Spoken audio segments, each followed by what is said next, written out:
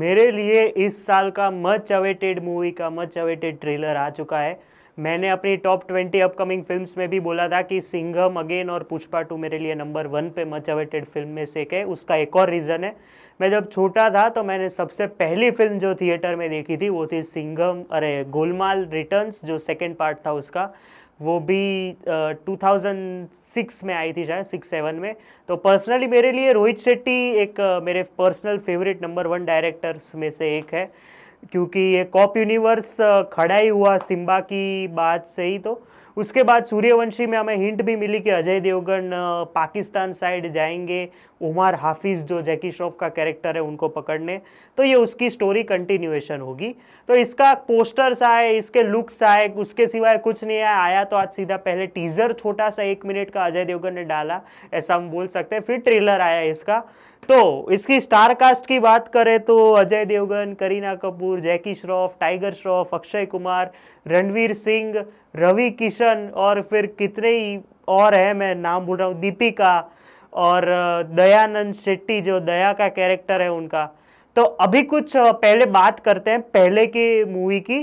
तो सिंघम रिटर्न्स से ये 10 साल आगे की कहानी होने वाली है, क्योंकि इसमें हमें सिंघम का बेटा दिखाया गया है, जो कि सिंघम और अवनी का बेटा दिखाया गया है। तो इसमें 10 साल बाद के चेंजेस दिखाए गए हैं, क्योंकि हमें इस फिल्म में शायद शरद सक्सेना नहीं दिखने वाले, क्योंकि उनका कैरेक्टर इसमें ट्रेलर में तो नहीं दिखाया गया है, क्योंकि वो अमोल गुप्ते वाले मूवी में थे जो सिंघम रिटर्न्स था उसमें।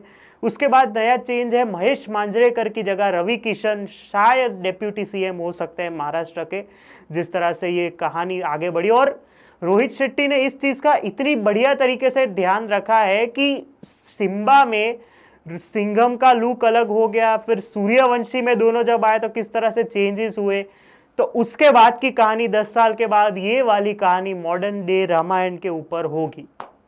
तो इसमें सबसे बड़ा ड्रॉबैक या फिर मेजर सेटबैक जो होने वाला है वो है कि जैकी श्रॉफ को जो पाकिस्तान जाके सिंघम पकड़ने वाले थे वो कैसे पकड़ा उन्होंने, क्योंकि वो हमें देखने में ज़्यादा मजा आएगा, क्योंकि वो पकड़ने तो वाले थे और एक सीन में वो दोनों सामने सामने बैठे भी है कि तू जिसको गुंडा समझ रहा है, वो वाला सीन। तो वो वाला सीन किस तरह से मतलब करेगा सेटिस्फाई कि किस तरह से उसको पकड़ा, क्योंकि फिल्मों में तो सब कुछ चलता है ऐसा, तो कहीं कहीं पे सही है लेकिन कहीं कहीं पे नहीं भी होता है। दूसरी चीज़ कि अर्जुन कपूर का इस फिल्म में कैसे इन्वॉल्वमेंट हुआ, वो पहले किस तरह से क्या करते थे और उसकी बैक स्टोरी हमें दिखाई जाएगी। और मॉडर्न डे रामायण है तो श्रीलंका, शायद अर्जुन कपूर श्रीलंका में होंगे, उनका नाम विकिपीडिया में डेंजर लंका दिखाया गया है। एक और चीज़ जो कि हमें एक पीछे एक 7-8 महीने पहले ले जाती है, श्वेता तिवारी जो कि इंडियन पुलिस फोर्स नाम की वेब सीरीज आई थी, वो हम सबको पता है कि ऐसी सीरीज थी, उनका कैरेक्टर इस एक ट्रेलर के फ्रेम में दिखाया गया है। तो शायद उनका कंटिन्यूएशन इंडियन पुलिस फोर्स से इसमें हो सकता है। और एक जगह पे रणवीर सिंह बोलते हैं कि आखी पब्लिक को मालूम है कौन कौन आने वाला है, उसमें अक्षय कुमार की एंट्री हो गई। दूसरा कौन, अभी देखो सबको पता है कि क्या रूमर्स चल रहे हैं, क्या सही होगा कि नहीं। सलमान खान का कैमियो शायद हो सकता है, शायद नहीं हो सकता है। मैं इसलिए नहीं मान रहा क्योंकि आज मैंने सुबह ट्वीट भी करी थी कि देखो अगर सलमान खान आते हैं तो वो जो पहला जो दबंग 1 का विलन सिम्बा में, दबंग 2 का विलन सिंघम, पहले सिंघम में, फिर अवनी का कैरेक्टर पहले दबंग 2 के उसमें फेविकॉल से में आइटम सॉन्ग था। तो इसमें हमें पॉसिबिलिटी ये हम रखते हैं कि सिंघम को शायद वो मिले सलमान खान का कैरेक्टर जो क्लाइमेक्स में मिल सकता है। हमें ये पता नहीं है कि रोहित शेट्टी दबंग 4 बनाने वाले हैं, तो ये कैमियो ही हो सकता है सिर्फ, ना कि चुलबुल पांडे का कोई कैरेक्टर किसी के साथ मिल रहा है, किसी को कुछ कर रहा है, ऐसा कुछ नहीं होने वाला है, ऐसा तो लग रहा है अभी। और दूसरी बात, अगर दबंग 4 बनती है तो हमें ये याद रखना चाहिए कि अभी रेस रिबूट करके फिल्म आ रही है जिसमें सैफ अली खान होंगे और उनके साथ नए कैरेक्टर्स होंगे। तो रोहित शेट्टी ये भी कर सकते हैं कि दबंग 4 अगर बनाते हैं तो पुराने कैरेक्टर्स और पुरानी स्टोरी लाइन रिबूट कर दे पूरी, और पूरी नई तरीके से चुलबुल पांडे को दूसरी जगह पे दिखाएं। ये पॉसिबिलिटी है अगर सलमान खान का कैमियो होता है तो। बाकी ट्रेलर की बात करूं तो यार मैं मतलब वो जो मसाला एंटरटेनमेंट वाली चीज़ है ना, वो तो वही है, मतलब सूर्यवंशी में भी यही था। और सबसे बढ़िया चीज़ इसका वीएफएक्स तो छोड़ो, लेकिन वो जो रामायण का जो जिस तरह से इन्होंने कनेक्ट किया है कि अगर नीचे राम झुके हैं, कुछ सीता जी का कुछ जो उनको मिला था, रावण उनको किडनैप करके गया, तो उस तरह से अजय देवगन फिर रणवीर सिंह और अजय देवगन जब मिलते हैं तब किस तरह से वो उनके पैर छूते हैं, फिर उनको गले लगाते हैं, तो वो सारे सीन्स बहुत बढ़िया थे।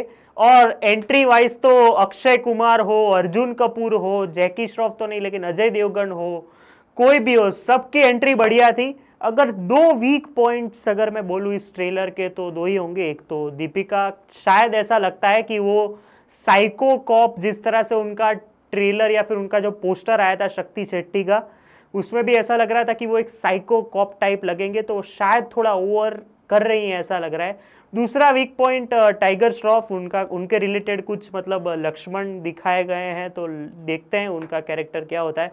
बाकी रोहित शेट्टी की फिल्म में तो लॉजिक वॉजिक कुछ फिजिक्स विजिक्स सब समझना मत।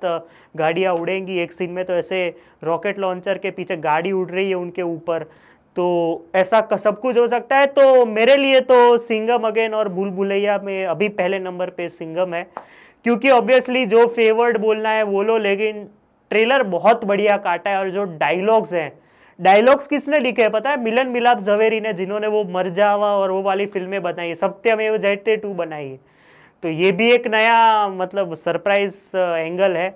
लेकिन अगर ये फिल्म के साथ कुछ गलत ना हो तो इसकी खिचड़ी ना बन जाए कि कौन क्या था, क्या कर रहा था, अभी क्या होगा, ये नहीं होगा तो फिल्म श्योर शॉट ब्लॉकबस्टर है। 370-75 करोड़ का बजट है, तो आई थिंक दिवाली के टाइम पे, और रामायण का एंगल है, तो लोग, तो मैं पर्सनली पहले ये प्रिफर करूंगा कि ये देखूंगा। बाकी सिंघम अगेन का ट्रेलर मासी ब्लॉकबस्टर, जो बोलना है बोलो, मज़ा आया।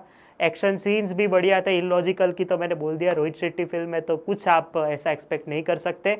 रिव्यू पसंद आया हो ट्रेलर का तो आप वो एक्सपेक्ट करके लाइक कर दो, शेयर कर दो और सब्सक्राइब कर दो इस चैनल को। 292 सब्सक्राइबर्स हो चुके हैं, 300 कर दो। अब तो मैं बोलता हूँ सिंघम अगेन रिलीज हो उसके पहले 300 कर दो। थर्सडे को वेट्टेयन के रिव्यू के साथ मिलते हैं, तब तक के लिए बाय।